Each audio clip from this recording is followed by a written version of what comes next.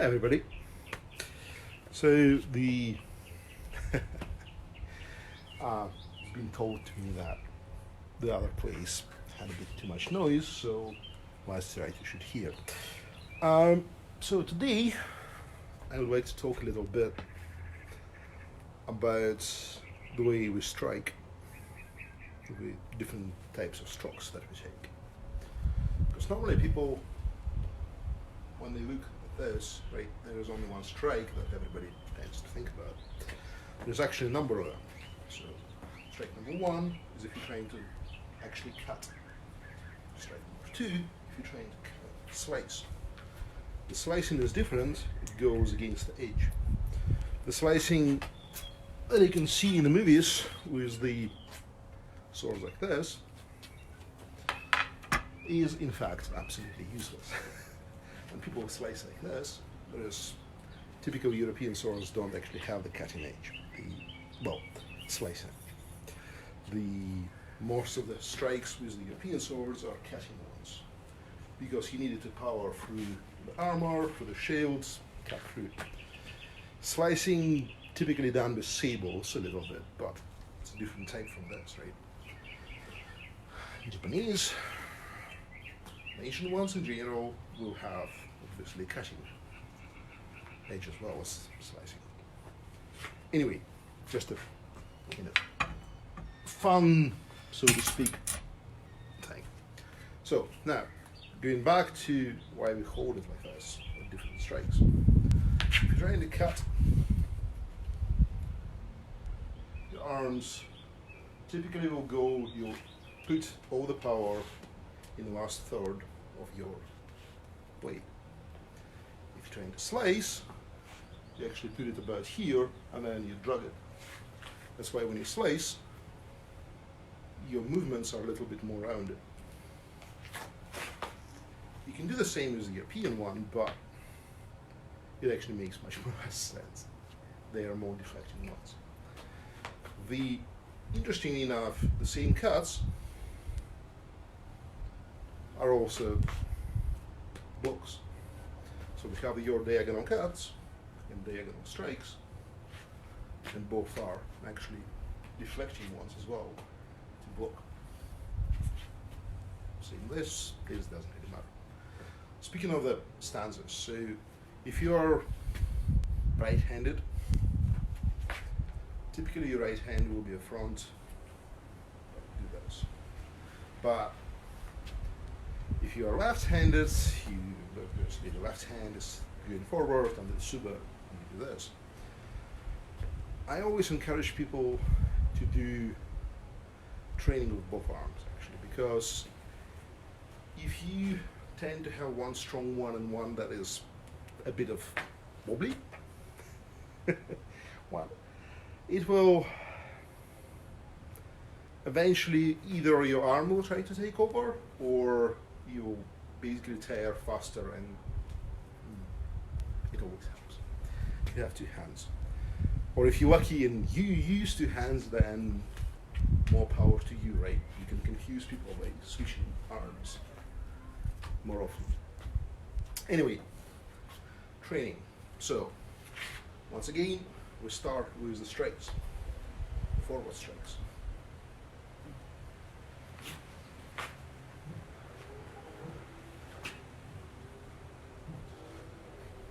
Properly executed strike with the cut will produce very noticeable whoosh if you do it right. And again, you do the exhale as you strike to make it more powerful. As you strike, your arms doing this motion that is, if you ever washed your own clothes, if you ever had to dry anything by squeezing it, you will notice that the last motion in here is actually very similar to this. You basically just trying to squeeze them. You do it for the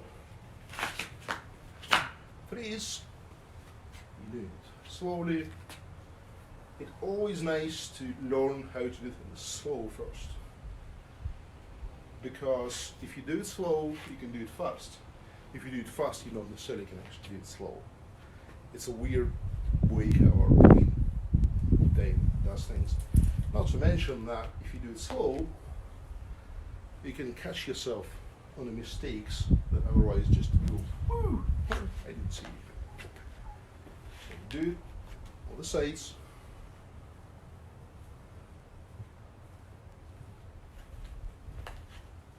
The other thing to remember, your shoulders. When you do the cuts, notice that shoulders actually don't move much.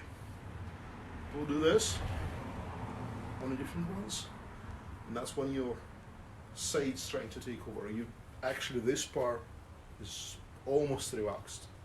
I mean, it's not completely relaxed. You can just do this, but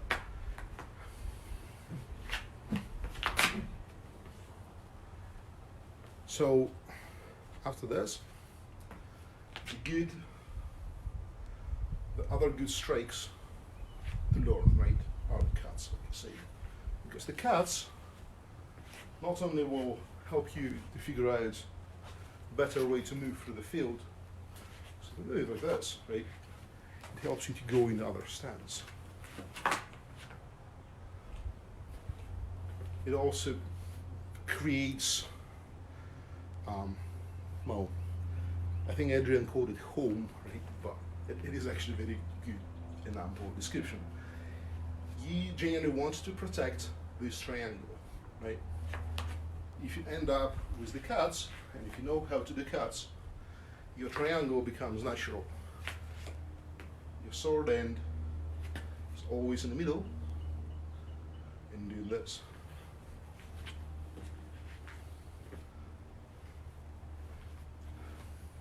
So the cuts will involve more of the body work. So in a strike, like this, on a cut, regular. Right? Slice is like this. You move in, you're dragging your blade. You strike, and instead of powering it all the way through, you let it slide.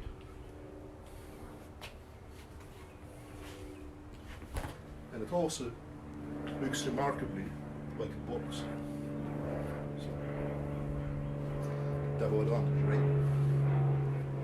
In general, speaking of a box,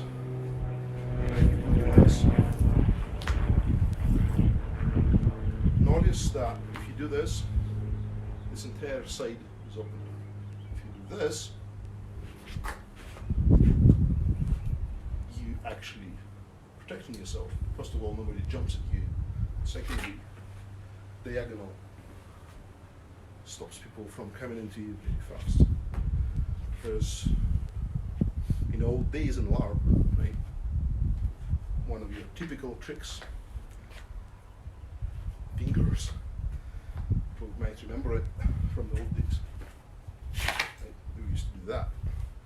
You show hit here, you show hit here. If you do this, it actually stops you from being able to cut through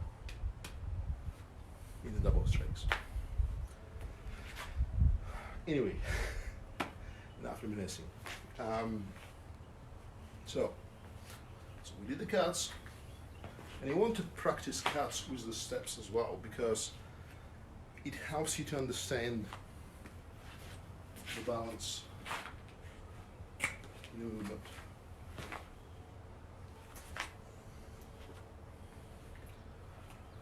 If you want to see it with the bigger one,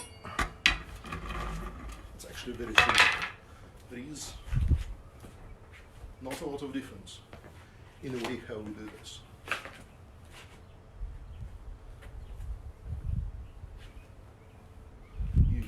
The only difference is that you strike here or you drag it.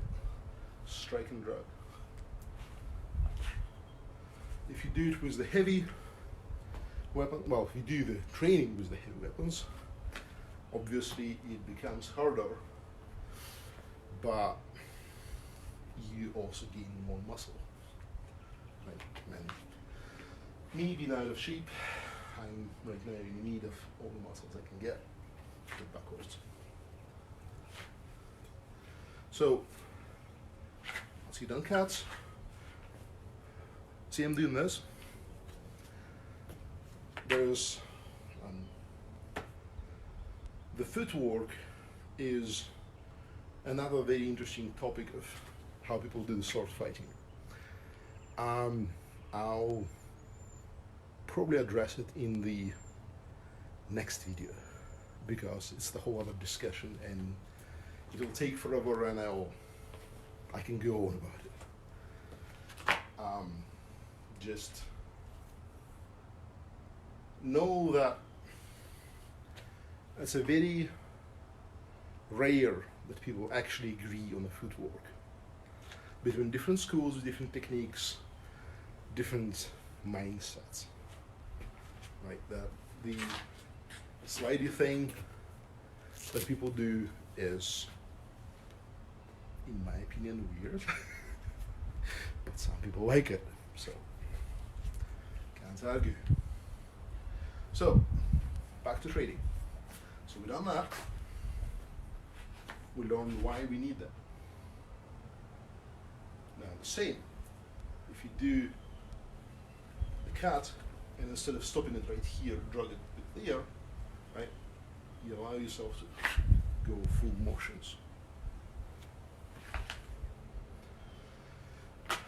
These ones are always, virtually always, strikes. Because people normally use them to actually lift something. And if you do this, you can, well, you couldn't lift much if you didn't put power for it. You also may have to be mindful that when you do upwards, upward cuts, upward strikes, upward slashes. Because sometimes you do slashes. If you in a tight spot, and if you just need to change the position or want to show off or aiding above. When you do slashes, remember your legs. So you have your stance, right? So your legs are moving as you strike. If your legs do not move in strikes, you either stand or you retreat. It doesn't really matter. But what's important to remember is that you never should kill yourself. So be mindful. Front leg, front arm, that size of slice. If you ever do this, not only you're stuck because your front foot is disintegrating now, and well, show this, right? This, right? This continues the movement. This stops the movement. You're stuck, and if you're wearing, especially if you're doing the sparring on the metal ones, if you're wearing any kind of protective gear on the legs with the things sticking out, this is how you get yourself caught. Sorry, not cut, caught. It catches on either blade, or you hit yourself on the foot, or leg, or kneecap, and you become very unhappy. Anyway, so that's the strikes for you.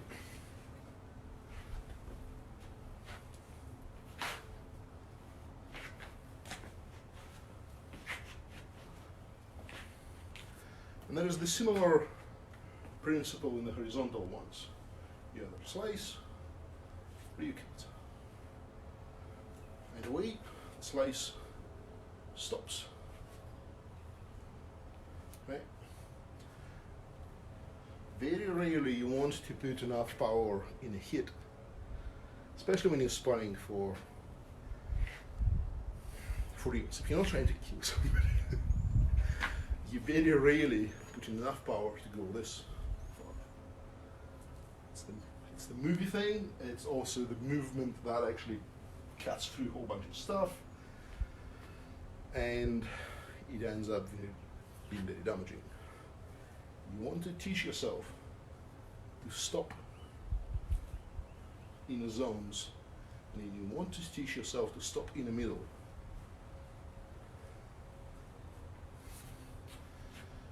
And another thing was the two-handed swords, especially. When we do those ones,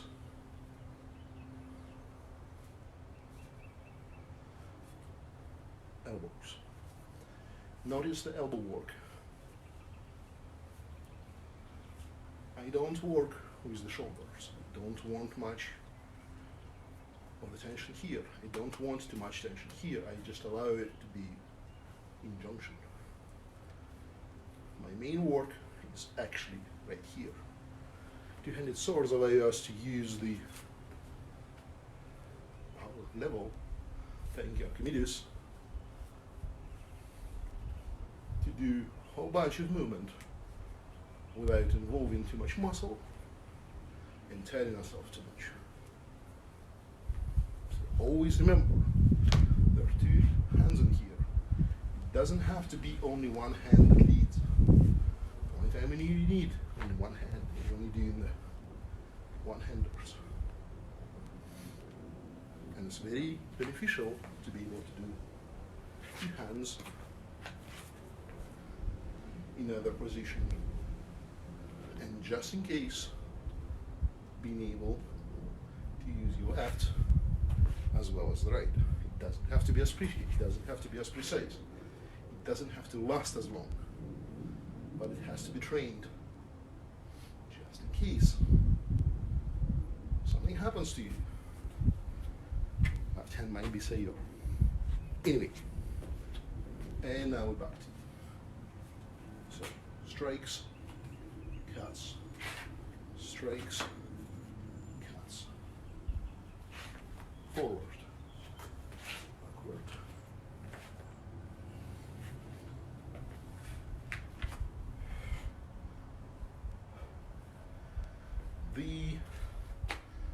so as far as the power between,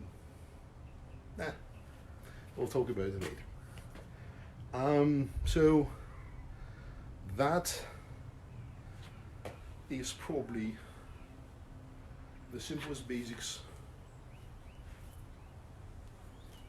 that we can talk about in the first real kind of way to teach you or talk to you, or what I'm doing actually is probably, I don't think it's teaching, or it's more of shading.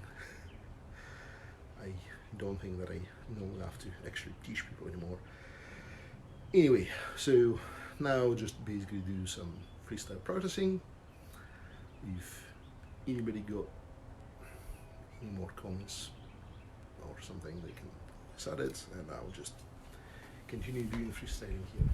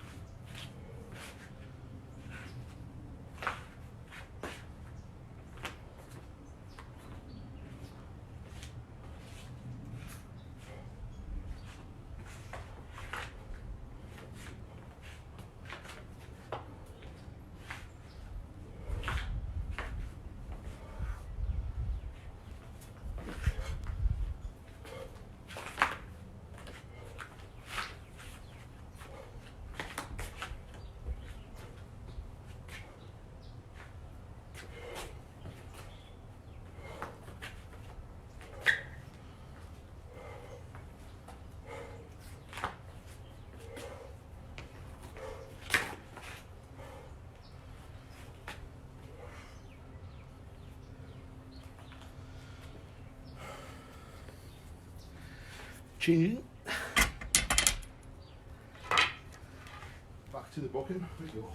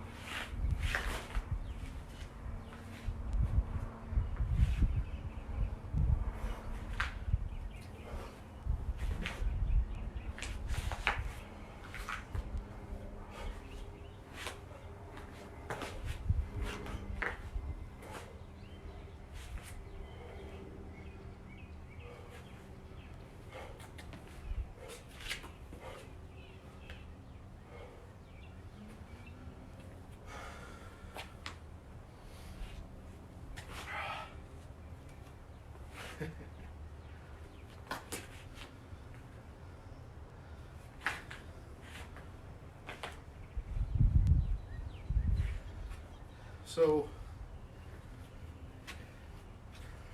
next time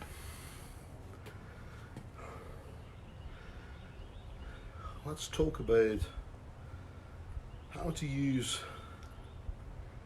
well, I mean, I'm using the book and the sword and stuff, right? So things that everybody got at their house. So, well, or not.